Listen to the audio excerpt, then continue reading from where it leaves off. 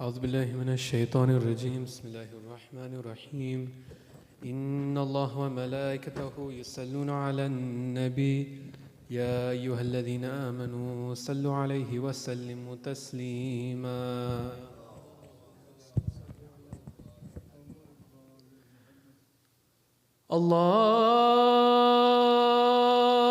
الله أكبر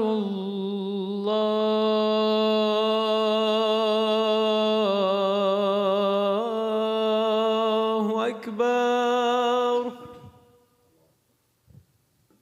الله أكبر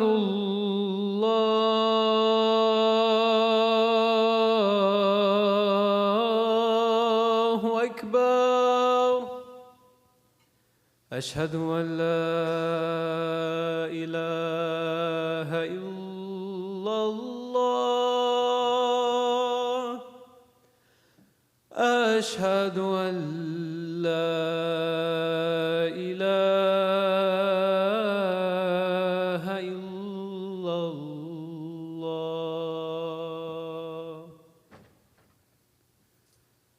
أشهد أن محمدًا رسول الله أشهد أن محمدًا رسول الله أشهد أن عليًا ولي الله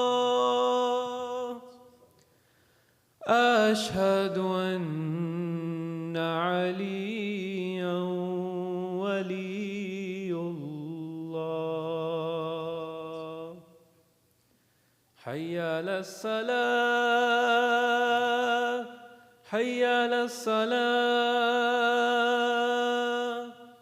حي على الفلاح حي على الفلاح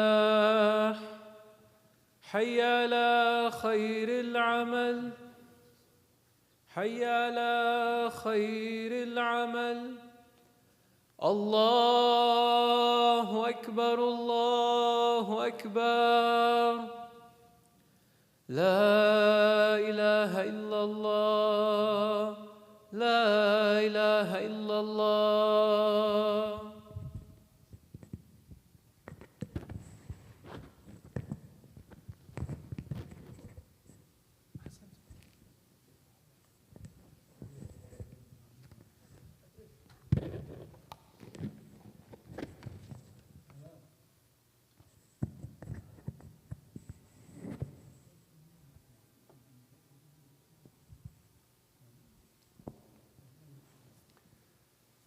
أعوذ بالله من الشيطان الرجيم بسم الله الرحمن الرحيم الحمد لله رب العالمين والصلاة والسلام على سيدنا ونبينا أبي القاسم محمد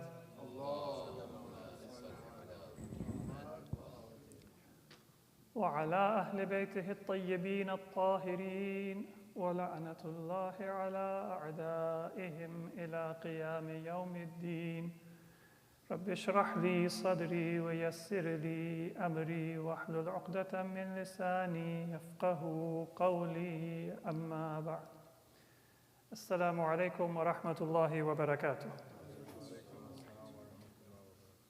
I would like to begin today's Friday sermon with a question. That if I have a noble goal, does a noble goal justify using a less noble means to attain that goal? Does the end justify the means? And sometimes people express different opinions, that no matter how good your goal may be, the ends cannot justify the means. Other people say that if you have a noble goal, then it's okay to cut corners within the methods and the means you use to attain that goal. And that's the excuse that many people use when they make decisions that are not moral and proper. From an Islamic framework, though, we don't answer the question by saying the ends do justify the means or the ends do not justify the means. But we don't accept that division of ends and means. Rather, we say that we have one end in life, meaning we have one goal in life, and that is the pleasure of Allah subhanahu wa ta'ala. What Quran and Ahadith and our du'as refer to as mardatullah, the pleasure of Allah. And therefore, there is no separation between ends and means. If our end is not some worldly goal, but rather to attain the pleasure of Allah, then all of the means that I use are going to be defined by Allah subhanahu wa ta'ala. What is proper and what is improper? When does one priority take more importance than another priority? Let me give you an example. There are two friends who are fighting. And by telling a small lie or by concealing part of the truth, I can prevent a greater fight. Now, the end is a noble end, to preserve a friendship between two family members or two friends. Does that justify a breaking of my moral principles? That when one of my friends say, "Did you hear anybody say anything against me?" And I say, "No, I haven't heard anything." I say that not because I didn't hear anything, but because I want to prevent an escalation. Well, somebody might say that because it's a noble end, it justifies the means. But from a Muslim perspective, we don't divide that. We say the ends come from Allah. And in this case, Allah has said that to preserve the friendship, to preserve the family ties is more important. And so it's not that that justifies compromising my principles, but in reality, my principle is not that I should tell the whole truth even at the expense of friendships and family ties and blowing up long-standing relationships and causing ill will or fights. It's not that I'm using a less than ideal means to justify a good ends, but rather Allah Himself has told me that the value of truth is insofar as it builds a solid foundation for good relationships. And therefore, there are certain times when preserving those relationships is more important than to tell the full truth. It still doesn't mean that we go and we lie and make up things. But sometimes we may have to be diplomatic and not tell everything we know or say it in a delicate manner and a way that can reduce friction and anger. That's not compromising our principles and using a wrong means. That is, in fact, exactly what our principles tell us. Because the ends come from Allah, therefore the means come from Allah. And when it is important for me to prioritize friendship and good ties above just superficial honesty, then in fact it is the wrong means and it is immoral to say, I'm going to say what I think, I'm going to just be honest, and end up damaging a relationship. So from our Islamic perspective, it's not that we have a different answer to the question, but we don't accept the framing of that question.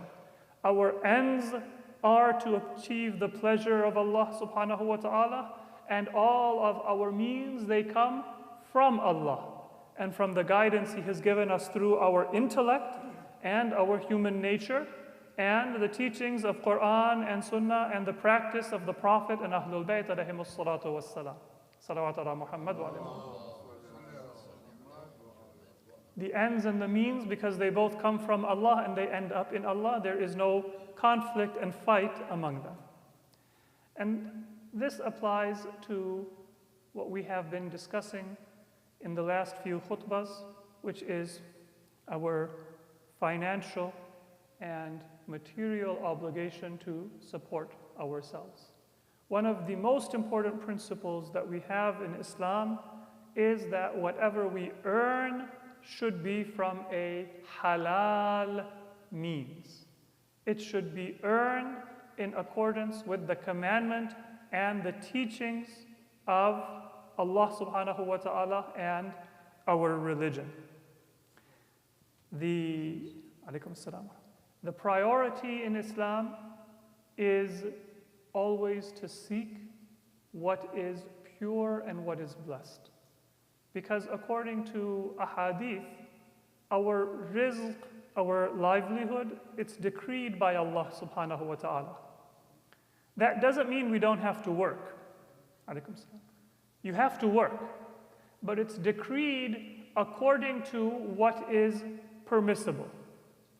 If I can cut corners in order to earn something, then according to hadith, يُحْسَبُ عَلَيْهِ وَحُوسِبَ عَلَيْهِ.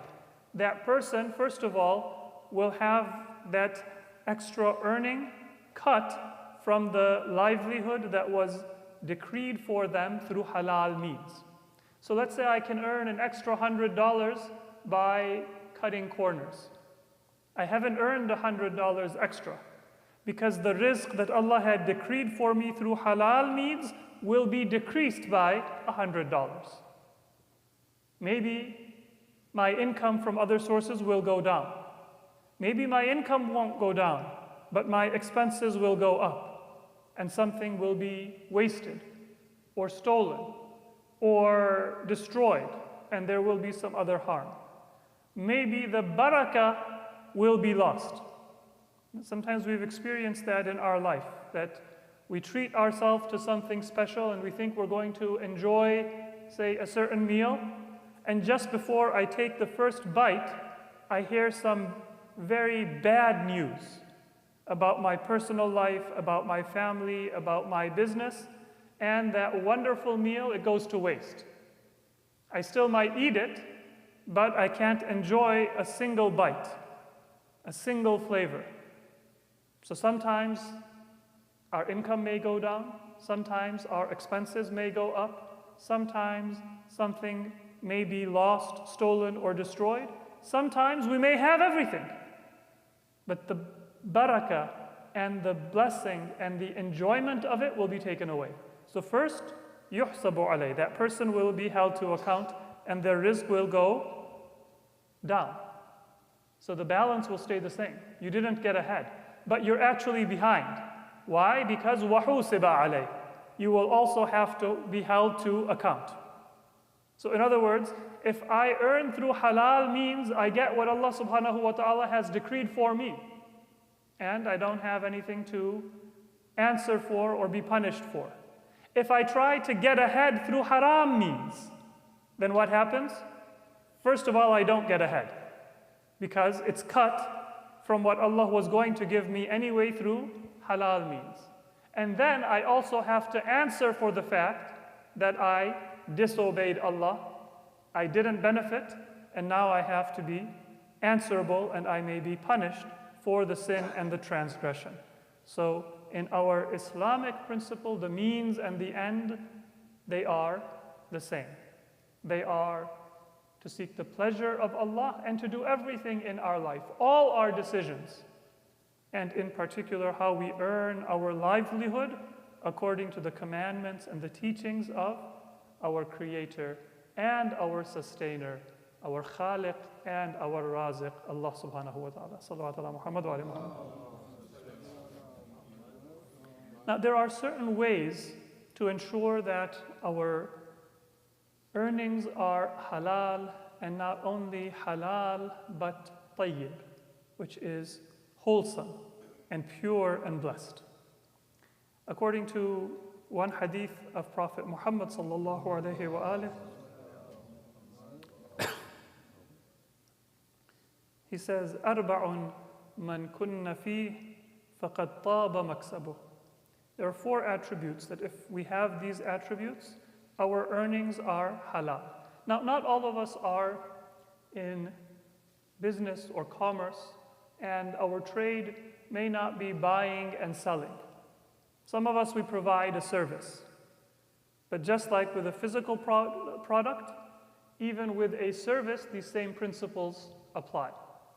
And then some of us, we may not be buying and selling, but we may incidentally sometimes put something that, our old furniture or electronics, we may put it for sale. So these principles, they apply to when we buy, when we sell, whether we are in business, selling merchandise, or whether we might be selling a service, or whether we might just incidentally sometimes enter the marketplace to sell our house or a car or something else.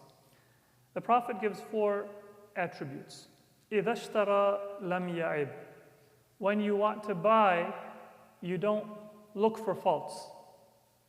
I want to buy a house, and so now I point out every fault in order to try to put pressure on the seller and bring down the price. It's not haram to do so, but the Prophet says that if you have these attributes, فَقَدْ طَابَ مَكْسَبُهُ. If you want to have wholesome earnings, then you have to carry yourself and conduct yourself in a certain way.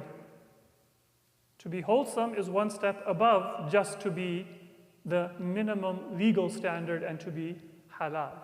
If I'm putting the other partner under pressure and I'm making them feel like what they are offering me is unworthy and that I am squeezing out every penny that I can earn, and I'm making them also think of trying to squeeze out every penny that they can earn. I may not say a lie, they may not say a lie, but that pressure comes in a person's mind. That personality comes into my life. Then maybe I'll treat my wife or my husband or my kids in the same way. Just squeezing out every credit or every criticism that I'm able to do.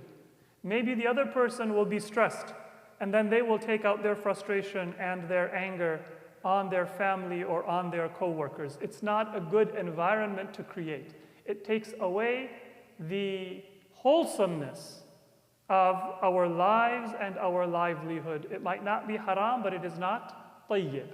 It is not wholesome. So the first of the 4 attributes, the Prophet says, إِذَا اشْتَرَى لَمْ يَعِبْ.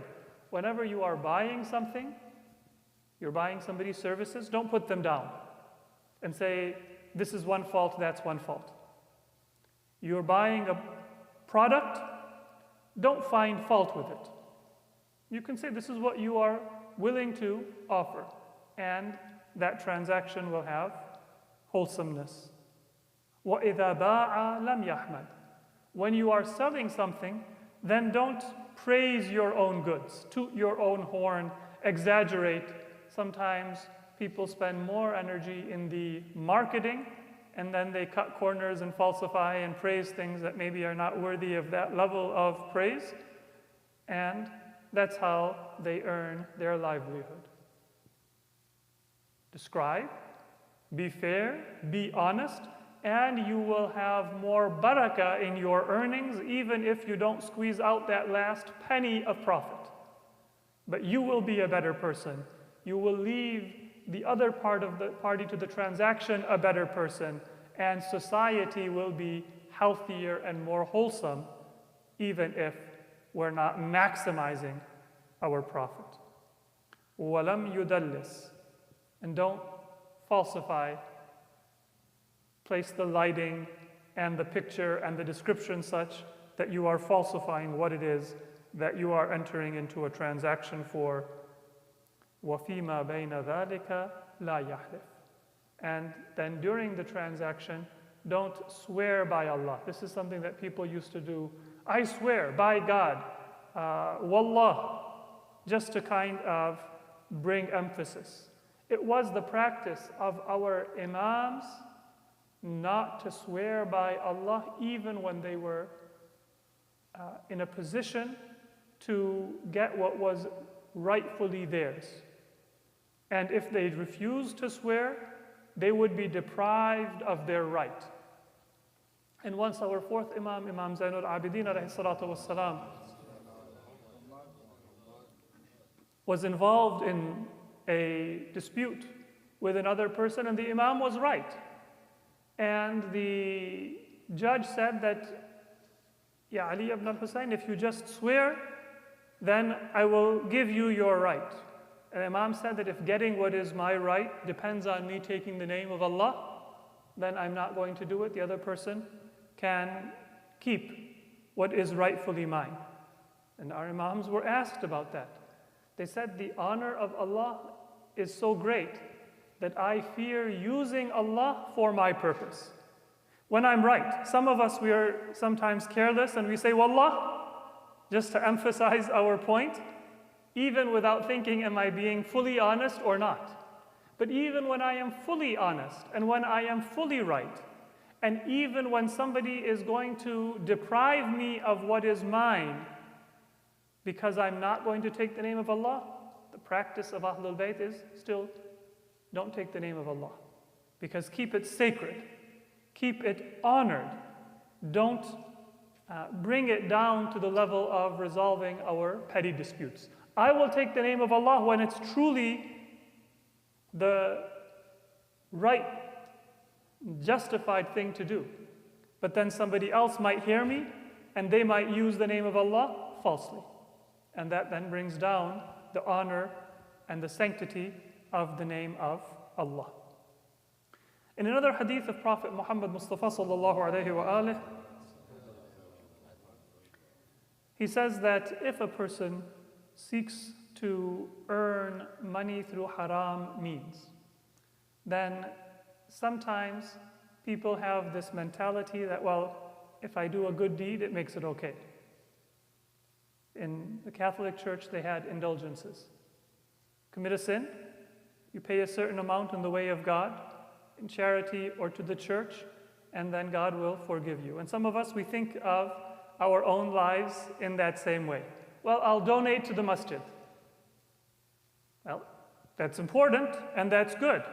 But if I'm not praying, it doesn't make up for my lack of prayer. If I earned my money in the haram way, then giving a little bit of sadaqah, it doesn't make up for that. Allah wants, إِنَّمَا يَتَقَبَّلُ اللَّهُ مِنَ الْمُتَّقِينَ. Allah only accepts from somebody who is pious.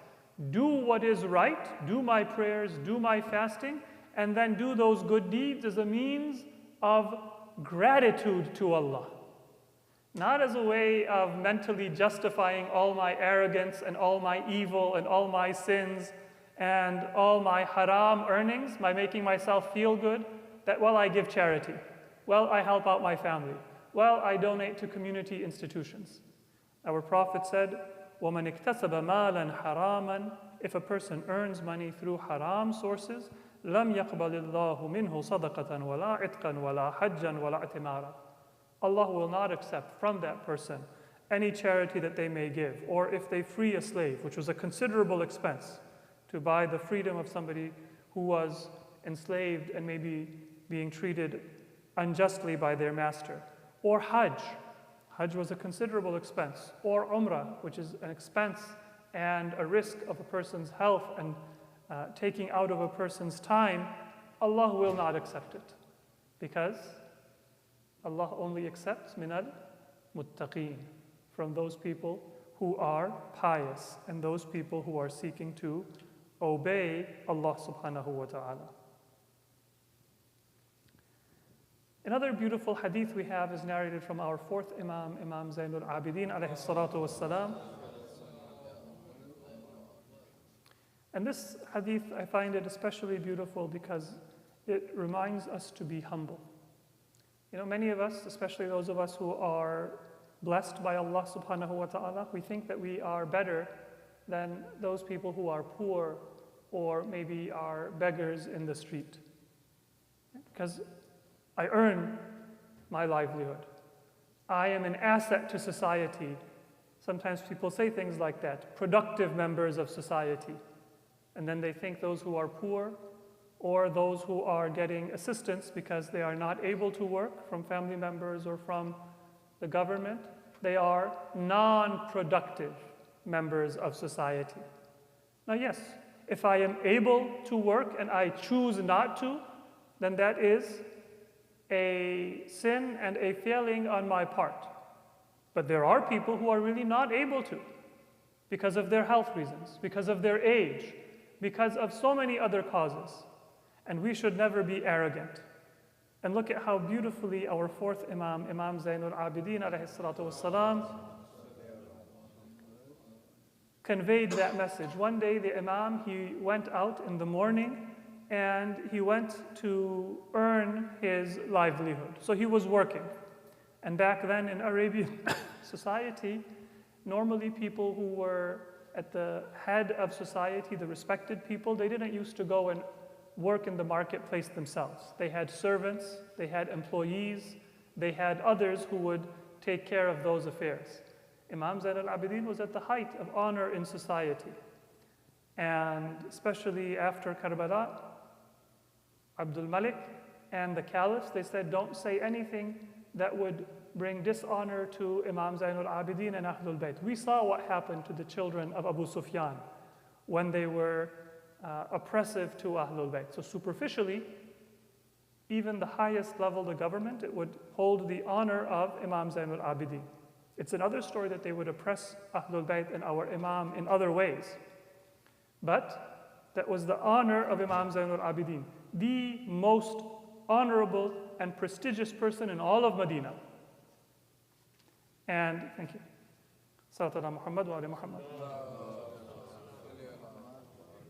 In all of Medina. And our Imam would go out himself to earn his livelihood. So that tells us the importance of seeking our rizq and the honor of being a worker. Working class is not an insult, it is an honor. Because even though our Imams were the most honorable and the wealthiest people in their society, they took pride in being working class. They chose to be in the working class. In our society, sometimes that is not viewed in a healthy manner. But the actual beauty of this hadith is that when people were surprised that why is Imam Zainul Abidin, who has that much honor, and if he were to say to somebody to take care of his needs, then he wouldn't even need to send his own servant or his own children or his own employee. People would volunteer to help Imam Zainul Abidin. He was the heir of the Prophet. He was the grandson of the Prophet. He was the most pious and noble person in all of Islam. They said to the Imam, Yabna Rasulullah, Aina tadhab? O grandson of the Messenger of Allah, where are you going? What are you doing? The Imam said, Atasaddaqu li'ayali. I'm going to get sadaqah for my family. Now, first of all, the Imam is doing something. Imagine the CEO of a Fortune 500 company, and you see that person, stocking shelves in a supermarket, just hypothetically. So you'll think, what's going on? And then they say that I'm just trying to get sadaqah. So that's even more surprising. And then when people said, Atatasaddaq? You are seeking sadaqah? Then the Imam said, Man talab al-halal, fahuwa min Allah azza wa jalla sadaqatun alayh. Whenever you want to earn halal livelihood, then in reality that is sadaqah from Allah subhanahu wa ta'ala to yourselves. Allah is giving you sadaqah when you earn your income, when you earn your paycheck, when you earn your commission, when you earn your fare. Don't think it's yours. Don't think that you earned it and you deserve it. Think that Allah subhanahu wa ta'ala has gifted it and blessed you. You are receiving sadaqah from Allah subhanahu wa ta'ala, just as somebody may be receiving sadaqah from you. So be humble and grateful. Don't be arrogant and self-important. Such a beautiful lesson from our fourth Imam, Imam Zainul Abidin alayhi salatu wassalam. And finally, there is a hadith from our Prophet, and this hadith tells us also the importance of earning a halal rizq. It is reported from our Prophet that he says, إِنَّ مِنَ الذُّنُوبِ ذُنُوبًا لَا يُكَفِّرُهَا صَلَاةٌ وَلَا صَوْمٌ. There are some sins that you cannot make up for them. There's no kafara by praying or fasting. Certain sins, praying and fasting is not going to compensate for them. قِيلَ يَا رَسُولَ اللَّهِ فَمَا يُكَفِّرُهَا. Then people said, O Messenger of Allah, what is it going to make up for those sins? And قَالَ الْهُمُومُ فِي طَلَبِ الْمَعِيشَةِ. When you have to show concern and you are worried about how you are going to support yourself and your family, that concern, that humility, that effort, that stress, that is what will be the compensation for your sin. If you know that your rizq comes from Allah and that stress makes you more vulnerable and more grateful and more dependent on Allah subhanahu wa ta'ala, it is kafara for your sins. And a kafara that you cannot earn even if you were to pray and even if you were to fast. That is the honor that Allah subhanahu wa ta'ala has placed in making effort for talabul ma'isha, for our livelihood. May Allah subhanahu wa ta'ala grant us our livelihood and our needs, and may Allah make us humble before Him and His bounties. بسم الله الرحمن الرحيم إنا أعطيناك الكوثر فصل لربك وانحر إن شانئك هو الأبتر.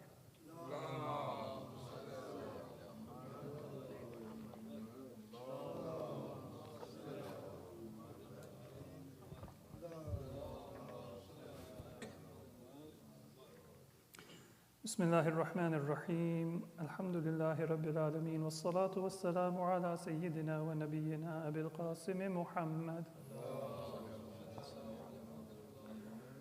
وعلى أهل بيته الطيبين الطاهرين ولعنة الله على أعدائهم إلى قيام يوم الدين.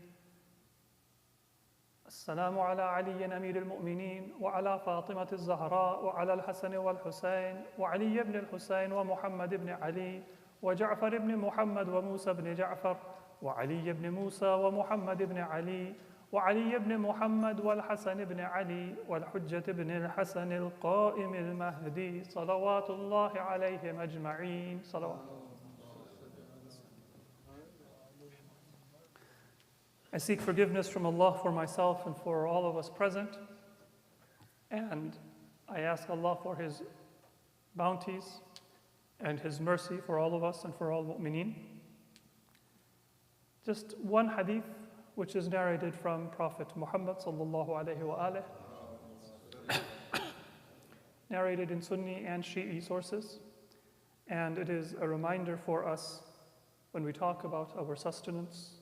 The Prophet said, "Ajmilu fit talab." Ijmal can have one of two meanings, and they are related. One is jameel, which means that which is beautiful. And in that sense, ajmilu fit talab would mean seek your livelihood in ways that are beautiful, that are honorable, that are dignified.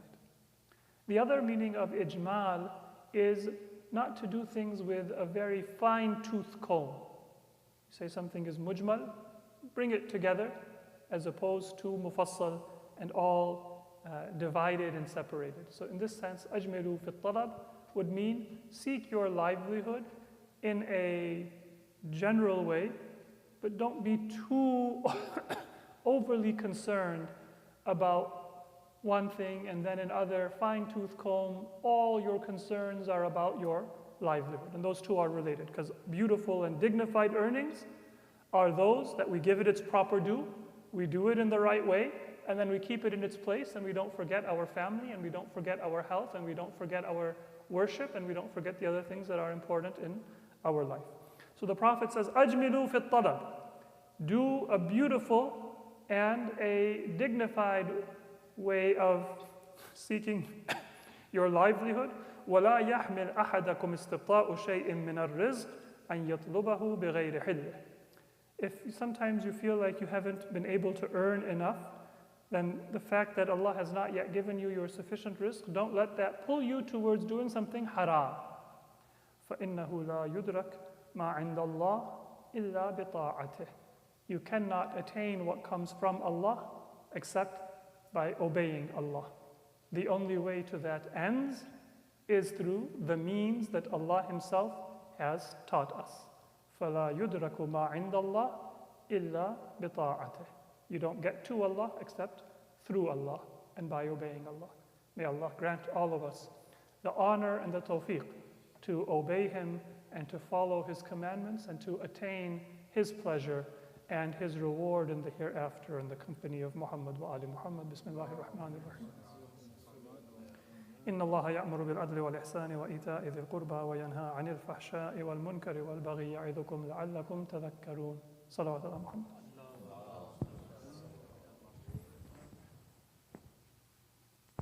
صلاة الجمعة.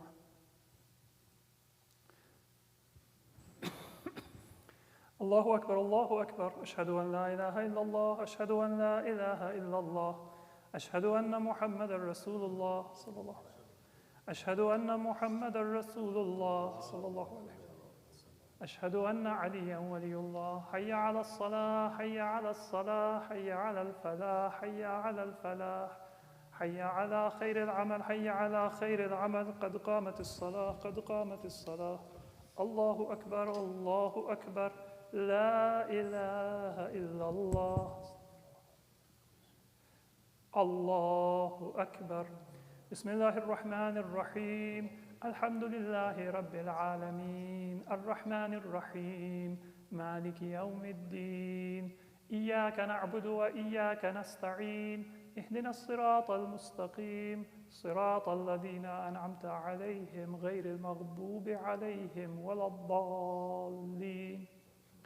بسم الله الرحمن الرحيم. قل يا أيها الكافرون لا أعبد ما تعبدون ولا أنتم عابدون ما أعبد ولا أنا عابد ما عبدتم ولا أنتم عابدون ما أعبد لكم دينكم ولي دين. الله أكبر. اللهم صل على محمد وآل محمد. ربنا هب لنا من أزواجنا وذرياتنا قرة أعين واجعلنا للمتقين إماما. الله أكبر. سبحان الله سبحان الله سبحان الله سبحان ربي العظيم وبحمده. سمع الله لمن حمده. الله أكبر. سبحان الله سبحان الله سبحان الله سبحان ربي الأعلى وبحمده. الله أكبر. أستغفر الله ربي وأتوب إليه. الله أكبر. سبحان الله سبحان الله سبحان الله سبحان ربي الأعلى وبحمده. الله أكبر. بحول الله. بسم الله الرحمن الرحيم. الحمد لله رب العالمين الرحمن الرحيم مالك يوم الدين. إياك نعبد وإياك نستعين. اهدنا الصراط المستقيم صراط الذين أنعمت عليهم غير المغضوب عليهم ولا الضالين. بسم الله الرحمن الرحيم. قل هو الله أحد الله الصمد لم يلد ولم يولد ولم يكن له كفوا أحد. الله أكبر. سبحان ربي العظيم وبحمده. سبحان الله سبحان الله سبحان الله. سمع الله لمن حمده. الله أكبر. اللهم صل على محمد وآل محمد. ربنا اغفر لنا وارحمنا وعافنا واعف عنا في الدنيا والآخرة إنك على كل شيء قدير. الله أكبر.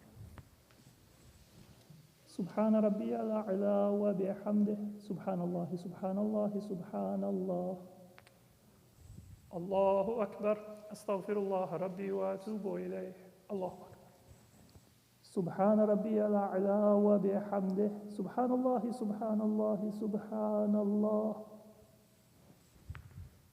الله أكبر. الحمد لله.